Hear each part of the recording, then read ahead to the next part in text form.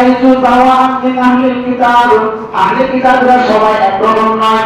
তাদের মধ্যে উম্মাতুন কায়িমাতুন ইয়াতলুনা আনাল লাইলি ওয়া হুম ইয়াসজুদুন, তাদের মধ্যে কিছু মানুষ এমন রয়েছে যারা সারা রাত কোরআন তিলাওয়াত করে, আল্লাহ তাআলার কোরআন তিলাওয়াত করে এবং ওয়া হুম ইয়াসজুদুন, তারা নামাজ পড়ে, তাহাজ্জুদের নামাজ এবং পাঁচ ওয়াক্ত নামাজ ঠিকমতো আদায় করে। তারা নবীকে হত্যা করতো, আল্লাহর হুকুম মানত না। আল্লাহ তাআলা করে বলতেছেন এই আহলে কিতাবরা সবাই একরকম নয়, লাইলু সাওয়া, তারা সবাই বরাবর না।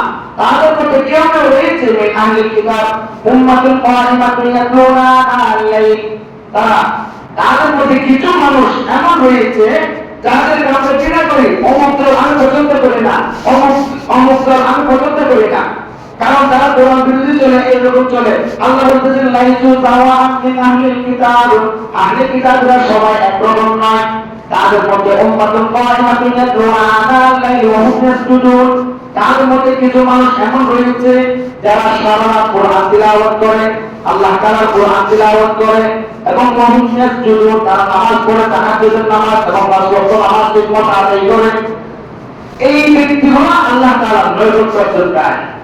এজন্য আল্লাহ তাআলা আমাদের সবাইকে আল্লাহর হুকুম এবং রাসূলুল্লাহ সাল্লাল্লাহু আলাইহি ওয়াসাল্লামের দরুদ অনুযায়ী জীবন যাপন করার তৌফিক দান করুন এবং শেষ জামানার মধ্যে আল্লাহ তাআলা আমাদেরকে সমস্ত প্রকারের ফিতনা থেকে হেফাজত করুন।